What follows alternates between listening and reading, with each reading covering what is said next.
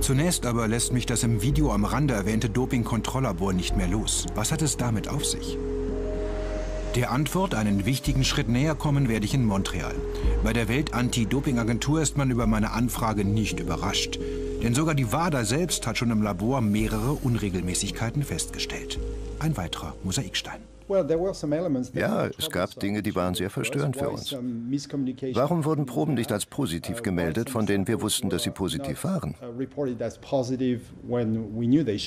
Wir haben versucht, technische Gründe zu finden. Aber wenn die technischen Gründe das nicht erklären können, warum diese Proben nicht als positiv gemeldet wurden, nun ja, dann denkt man immer an das als eine mögliche Erklärung. Korruption? Korruption oder was ich Beeinflussung beim Melden der Resultate nenne. Ja, es kann Korruption oder etwas anderes sein. Das Labor wies immer alle Verdächtigungen zurück. Trotzdem stand es kurz vor den Spielen in Sotschi vor dem Aus. Die WADA schickte externe Experten, um es zu überwachen, drohte sogar mit Entzug der Akkreditierung, dem schärfsten Schwert der WADA. Dabei ist die Expertise des Labors in der Forschung international anerkannt. Der Leiter gilt als hervorragender Wissenschaftler. Grigori Rodchenkov. Ich kenne ihn schon lange und frage mich, was hat er mit seinem Wissen in Russland womöglich noch gemacht? Er macht das Gleiche wie Portugalov. Er verkauft Doping an Athleten, bereitet die Einnahmepläne der Mittel für sie vor. Und wenn Dopingkontrollen kommen, guckt er, dass die Athleten, die unter ihm, Rodchenkov, sind, nicht positiv getestet werden.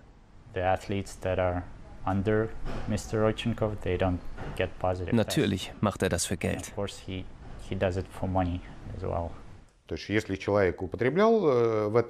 Wenn jemand in der Vorbereitung verbotene Substanzen genommen hat, dann hat es das Labor herausgefunden. Und bei diesen Sportlern, vor allem bei den berühmtesten, den Top 10 der Bestenliste, bei den Sportlern, die dazugehörten, da wurden Proben auch schon mal ausgetauscht. Rodchenkov ist über alles informiert. Er weiß, welche Präparate wie lange brauchen, um aus dem Körper zu verschwinden, welche länger brauchen und welche kürzer. Er weiß darüber Bescheid und er gibt Anweisungen. Er ist der wichtigste Spezialist. Es sind schwere Vorwürfe an den Direktor, der übrigens auch das olympische Kontrolllabor in Sotschi vor einem knappen Jahr leitete. Was sagt er zu den Anschuldigungen? Sie sollten sehr vorsichtig sein, Betrügern zu glauben. Diese erleben ja die Katastrophe ihres Lebens. Er sieht bei sich keine Schuld. Aber ich will noch wissen, haben Sie jemals Geld angenommen, um Doping zu vertuschen? Habe ich jemals Geld angenommen? Von Leuten, die Doping vertuschen wollen? Habe ich jemals Geld genommen, um Doping zu vertuschen?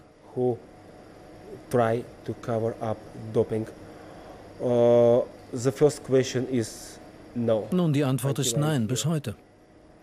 Es gibt da viele Gerüchte, aber wissen Sie, die Leute erzählen über mich. Okay, wir kennen Grigori, er wird das Problem lösen. Das ist nicht so. Seltsam. Vor 3 Jahren stand Rodchenkov im Verdacht, mit Dopingmitteln gehandelt zu haben. Der Staat verfolgte die Vorwürfe gegen seinen eigenen Mitarbeiter aber nicht weiter.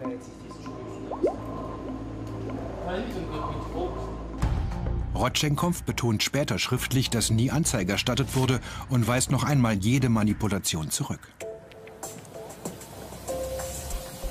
Zürich im August. Immer noch beschäftigt mich, wie gehen die Verantwortlichen im russischen Verband mit dem Thema Doping um. Ich bin daher bei den Leichtathletik-Europameisterschaften.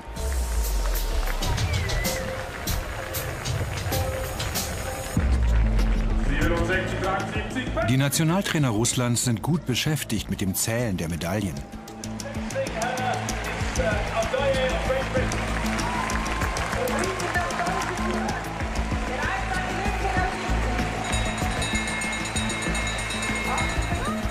22 Medaillen insgesamt für Russland.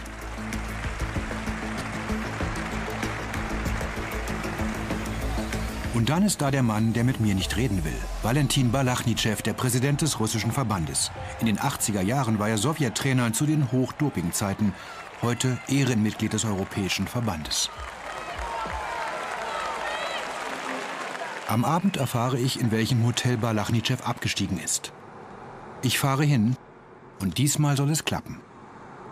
So plötzlich, dass die Kamera noch gar nicht so schnell vernünftig aufgebaut ist.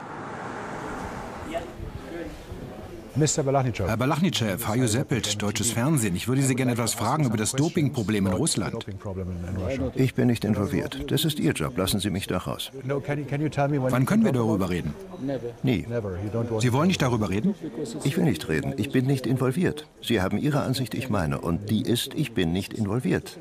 Ich bin der Präsident und nie in irgendwas involviert. Ich weise Ihre Fragen darüber zurück. Sie sind also nicht ins Dopingproblem involviert? Ich bin nicht involviert. Ihre Fragen sind seltsam.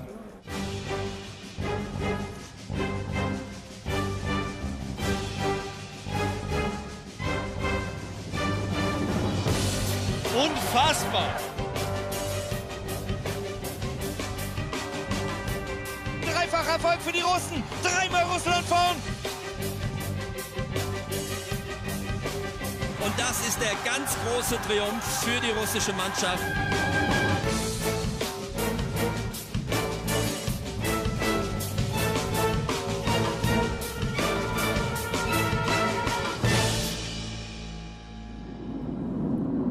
Auf dem Weg zurück nach Berlin. Zeit für ein Zwischenfazit. Ich fand Trainer und Ärzte, die Doping anweisen. Sportler, die es zugeben, einen Erlass des Staates, der Kontrollen behindert. Ein Labor, das bei der Vertuschung zu helfen scheint. Eine Anti-Doping-Agentur, die offenbar Termine für Kontrollen vergibt. Und eine Führung, die nicht reden will. Und dann merke ich, dass das noch längst nicht alles war. Per Post kommen weitere Dokumente von einem anonymen Informanten.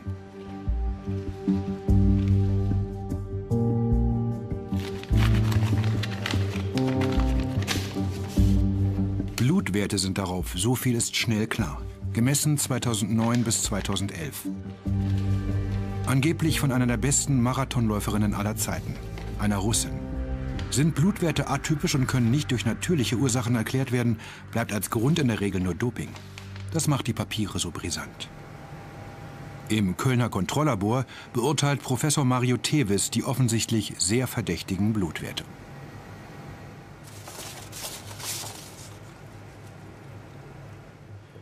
Wir haben es hier mit Werten zu tun, die von einem Athleten, einer Athletin stammen, die mehrfach getestet wurde. Und einige der Werte sind weit außerhalb der üblichen Referenzbereiche. Und wenn hierauf eine Sperre einer Person ausgesprochen wird, dann ist das absolut nachvollziehbar. Meine Aufmerksamkeit ist geweckt. Ich reise nach Stockholm. Hier soll ich angeblich mehr erfahren zu den ominösen Papieren. In einer E-Mail oder per Telefon sei dies nicht zu klären. Wie ernst es damit ist, werde ich noch feststellen. Hier also bin ich mit der Person verabredet, die angeblich weiß, von wem die Blutwerte der Jahre 2009 bis 2011 stammen. Meine Kontaktperson kommt aus dem Umfeld des Leichtathletik-Weltverbandes IAAF. Sie will anonym bleiben, sie hat Angst. In dem Gespräch geht es um angebliche Korruption. Wie können wir der IAAF trauen, wenn ich davon ausgehen muss, dass bei Dopingfällen Bestechungsgelder genommen werden, wenn Geld abgepresst wird ohne Erklärung, ohne zu sagen, welche Regeln gebrochen wurden? Sagen Sie, dass es jemanden in der IAAF gibt, der das macht? Ja, zumindest in einem Fall gehe ich davon aus. Sie glauben, es nimmt einer Geld, um positive Dopingtests zu vertuschen? Das ist richtig. Ist es das, was hinter den Blutwerten steckt? Wurde tatsächlich keine Sperre verhängt, trotz Dopings? Um weiterzukommen, muss ich erfahren, von wem die Blutwerte sind. Ich weiß mittlerweile, von welchen Wettkämpfen sie stammen. Eigentlich kann es nur eine geben. Tatsächlich ein russischer Marathon-Superstar. Sind das die Werte von Lilja Schobuchowa? Ja.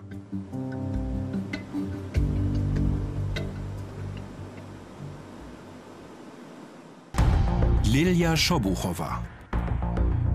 Die über mehrere Jahre beste Marathonläuferin der Welt. Sie gewann den London- und den Chicago-Marathon. Sie verdiente Millionen.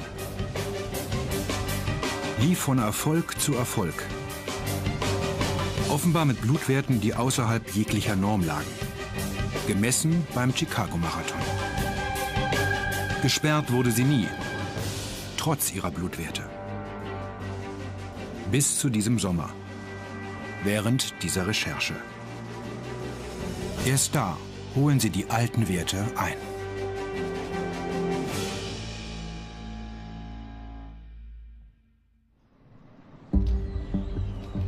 Ich versuche, Kontakt mit ihr aufzunehmen, einem nun wegen Dopings gesperrten Weltstar. Vertuschtes Doping, davon hatte der Informant in Stockholm gesprochen. Was weiß Lilja Sobuchowa darüber? Wochen vergehen. Dann endlich eine Nachricht. Lilja Sobuchowa willigt ein, mich zu treffen. Warum blieb sie, die eigentlich schon 2009 bis 2011 extrem auffällige Blutwerte hatte, so lange unbehelligt? Die IAAF schreibt mir, dass Sperren auf Grundlage solcher Blutwerte eben länger brauchen können. Aber auch, dass es auf Seiten der Russen tatsächlich eine signifikante Verzögerung bei der Sperre gab. Lilja Sobuchowa erklärt den Grund so.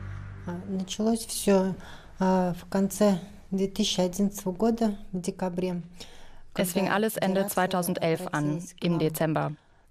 Der russische Leichtathletikverband trat an uns heran. Man sagte uns, dass wir Probleme bekommen könnten. Die Teilnahme an den Olympischen Spielen 2012 sei gefährdet. Und wir müssten jetzt 150.000 € zahlen, um diese Probleme zu lösen. Dann könnte ich an den Olympischen Spielen teilnehmen. Ich habe mein ganzes Leben der Vorbereitung zu den Olympischen Spielen gewidmet.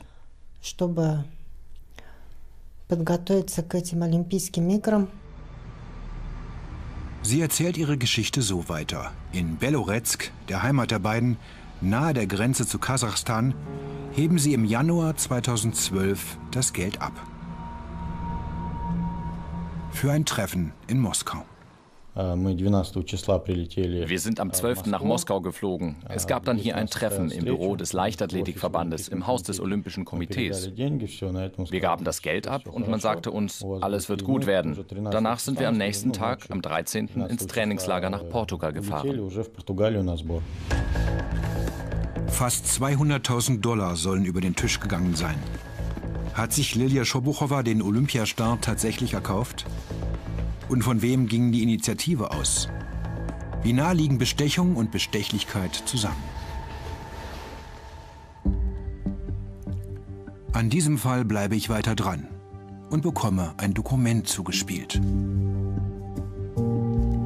Fakt ist, die IAAF hat die auffälligen Blutwerte an den russischen Verband gemeldet.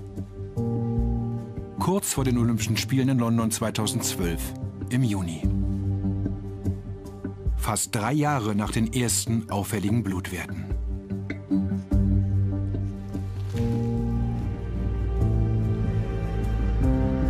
Und diese werden nun als Dopingverstoß gewertet. Seltsam. Kurz danach meldet sich Cheftrainer Alexei Melnikow bei Lilja Sobuchowa und ihrem Mann, sagen sie. Er wolle erneut Geld. Der Name Melnikow, da ist er wieder. Der Mann, den ich bereits kennengelernt habe aus dem Video. Derjenige, der über Dopingpraktiken in der Leichtathletik redet.